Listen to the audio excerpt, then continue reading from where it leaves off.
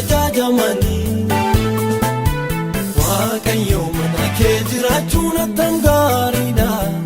attam gaariidha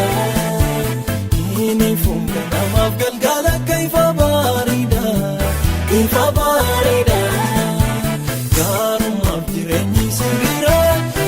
bira gooftaa mana kee jiraachuun fo'adha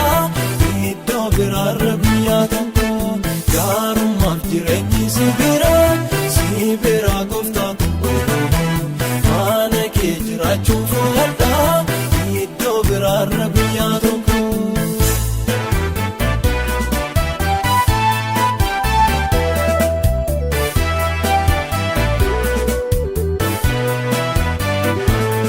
Fayyina tokkaba gaddisi harka kee kana hin beeku kan dhufee gara kee akka abbaa gaariitti namas ni gorfata kanaaf gaddiin jiru mana kee yaa gooftaa Waaqayyo mana kee jiraachuun attam gaariidha attam gaariidha.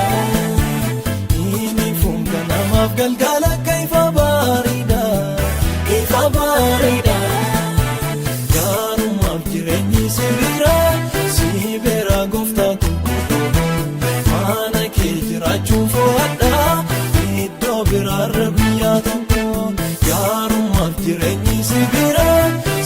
bira gooftaa mana kee jiraachuun fo'adha iddoo biraarra biyyaa tokko.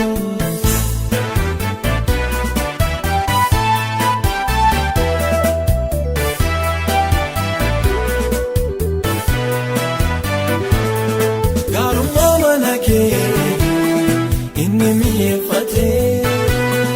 barruu keerra taa'ee kan qabaneeffatee yaa gooftaa garaansaa akkama gammadu naaf wayyaa mana kee anis kanan fedhu Waaqayyo mana kee jiraachuun attam gaariidha attam gaariidha. Galgala akka ifa baariidha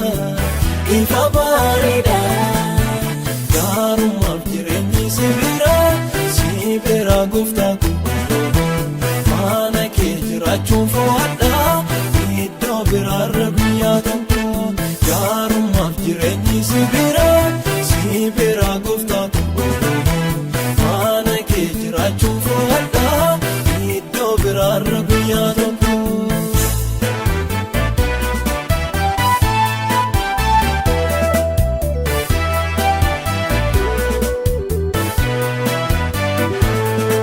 Darbuu keedanii waamii kalaqamu maal godhuu gooftaatu boroo lafa kaa'u mana kee naaf wayyaa bara hundumaa wanta biraa miti makkuu filannoon kwachuma Waaqayyo mana kee jiraachuun attam gaariidha attam gaariidha. Namaaf galgala akka ifa baariidha gaarummaaf jireenyi si bira gooftaa mana kee jiraachuun fo'adha iddoo biraarra biyyaa tokko gaarummaaf jireenyi si